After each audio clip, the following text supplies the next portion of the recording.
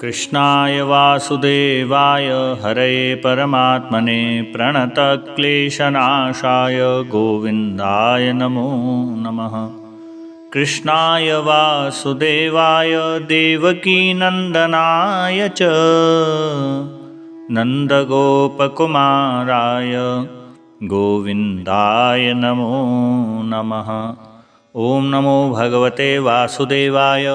श्रीमद्भागवते नवमस्कन्धे अथ दशमोऽध्यायः। श्रीशुक उवाच खट्वाङ्गाद्दीर्घबाहुश्च रघुस्तस्मात् पृथुश्रवाः अजस्ततो महाराजस्तस्माद्दशरथोऽभवत्। तस्यापि भगवानेश साक्षात् ब्रह्ममयो हरिः अंशांशेन चतुर्भागात् पुत्रत्वं प्रार्थितशुरैः। रामलक्ष्मणभरत शत्रुघ्ना इति संज्ञया तस्यानुचरितं राजन् ऋषिभिस्तत्त्वदर्शभिः श्रुतं हि वर्णितं भूरि त्वया सीतापतेर्मुहुः।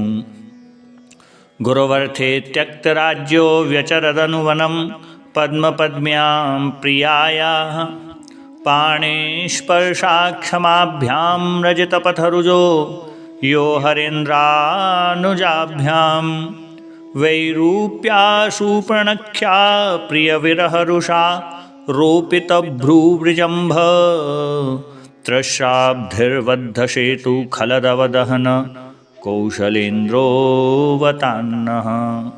विश्वामित्राध्वरे येन मारीचाद्या निशाचराः पश्यतो लक्ष्मणस्यैव हतानैरितपुङ्गवाः।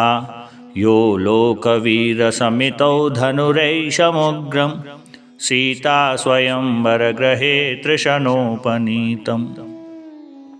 आदाय बालगजलील इवेक्षुयष्टिं सज्जीकृतं नृपवृकर्षभवञ्जमध्ये जित्वानुरूपगुणशीलवयोऽङ्गरूपां सीताविदां शिरमुरस्य विलब्धमानाम्। मार्गे व्रजन् भृगुपतिर्व्यनयत्प्ररूढं दर्पं महिम्रकतयस्त्रिरराजबीजां यशत्यपाशपरवीतपितुर्निदेशं स्त्रैणस्य चापि शिरसा जगृहे सभार्यः। राज्यं श्रियं प्रणयिनः सुहृदो निवासं त्यक्त्वा ययौवनमशूनिव मुक्तसङ्गः। रक्षस्वसुर्व्यकृतरूपमशुद्धबुद्धे तस्याखरत्रिशरदूषणमुख्यबन्धून् जज्ञे चतुर्दशसहस्रमपारणीय कोदण्डपाणिरटमान उवास कृच्छं सीताकथाश्रवणदीपितहृच्छयेन षष्ठं विलोक्य नृपते दशकन्धरेण जज्ञेद्भूतेन वपुषा श्रमतोपकृष्टो मारीचमाशु विशिखेन यथा कमुग्रः रक्षोधमेन वृकवद्विपने समक्षं वैदेहराजदुहितर्यपयापितायां भ्रात्रा वने कृपणवत्प्रियया वियुक्तः स्त्रीसंज्ञिनां गतिमतिप्रथयंश्चचार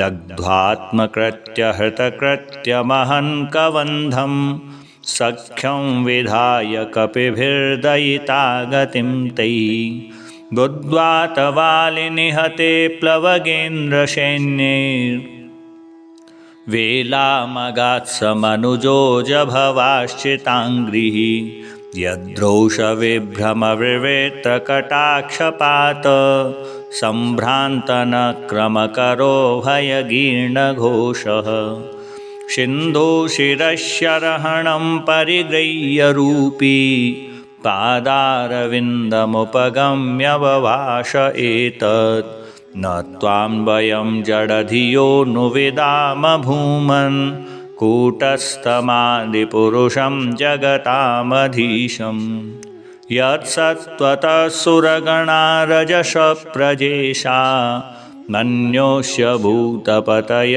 स भवान् गुणेशः।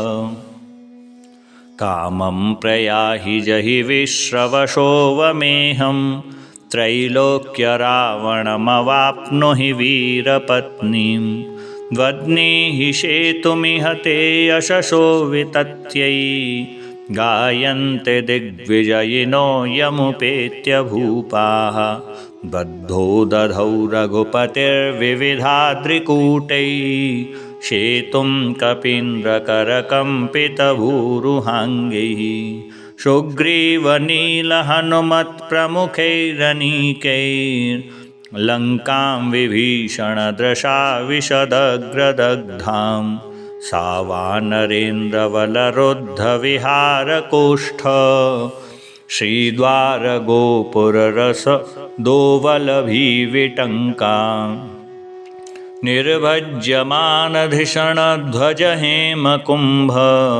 शृङ्गाटकागजकुलेर्हृदनीवघूर्णा रक्षपतिस्तदवलोक्य निकुम्भकुम्भ धूम्राक्षदुर्मुखशुरान्तनरान्तकादीन् स्तोत्रं प्रहस्रमतिकाय विकम्पनादीन् सर्वानुगान् समहिनोदथ कुम्भकर्णं तां यातु धानप्रतनामशिशूलचाप प्राशष्टिशक्तिशरतोमरखड्गदुर्गां सुग्रीवलक्ष्मणमरुत्सुतगन्धमाद नीलाङ्गदक्षपणशादिभिरन्वितोगात् तेनीकपारघुपतेरभिपत्य सर्वे द्वन्द्वं वरूथमिभ पत्तिरथाश्वयोधैः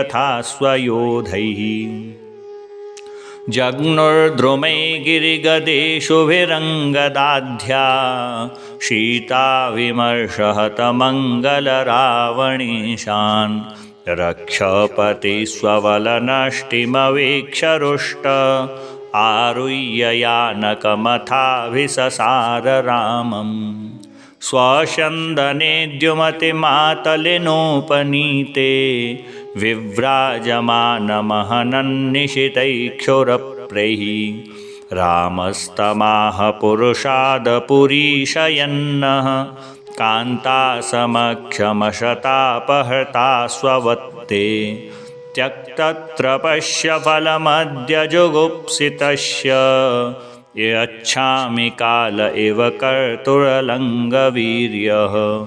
एवं क्षिपन् धनुषि सन्धितमुत्ससर्ज बाणं सवज्रमिव तद्हृदयं विवेद शोषग्वमन्दशमुखेऽन्यपतद्विमानात् दाहेति जल्पति जने सुकृतीव रिक्तः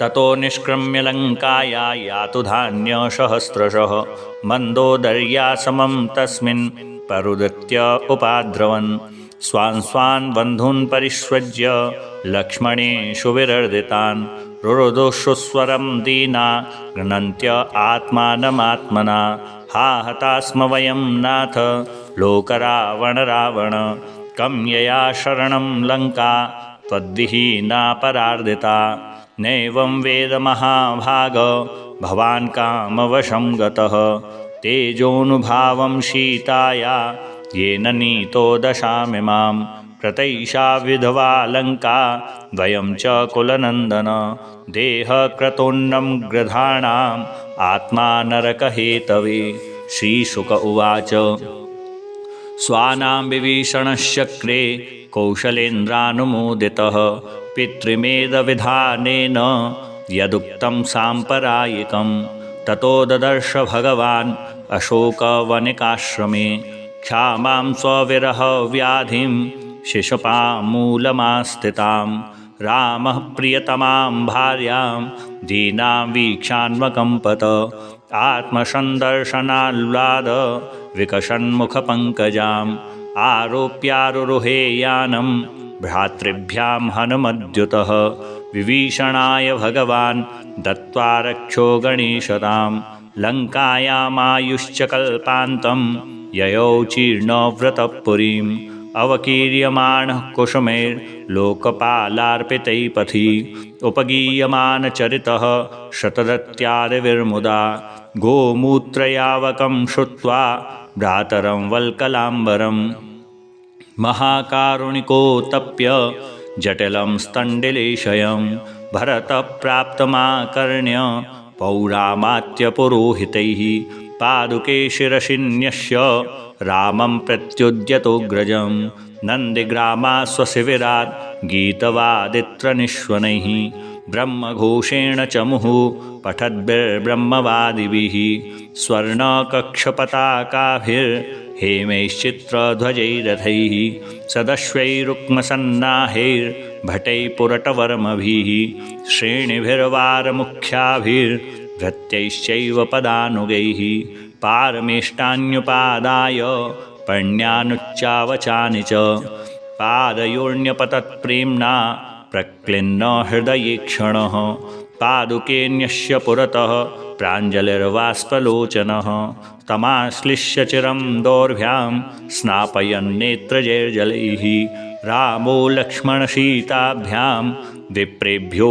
येऽर्हषत्तमाः तेभ्यः स्वयं नमश्चक्रे प्रजाभिश्च नमस्कृतः धुन्वन्त उत्तराशङ्गान् पतिं वीक्ष चिरागतम् उत्तराकौशलामाल्यैः किरन्तो ननतुर्मुदा पादुके भरतो गृह्णा श्यामरव्यजनोत्तमे विभीषणः शशुग्रीवः श्वेतछत्रं मरुत्सुतः धनुर्निर्शङ्गाशत्रुघ्नः सीतातीर्थकमण्डलुम् अविभ्रदङ्गदः खड्गं हेमं चर्मक्षरान्नृप पुष्पकस्तोन्वितः स्त्रीभिः स्तूयमानस्य वन्दिभिः विरेजे भगवान् राजन् ग्रहिश्चन्द्र इवोदितः भ्रातृभिर्नन्दितः सोऽपि सोत्सवां प्राविशत्पुरीं प्रविश्य राजभवनं गुरुपत्नीष्वमातरं गुरून् वयस्यावरजान्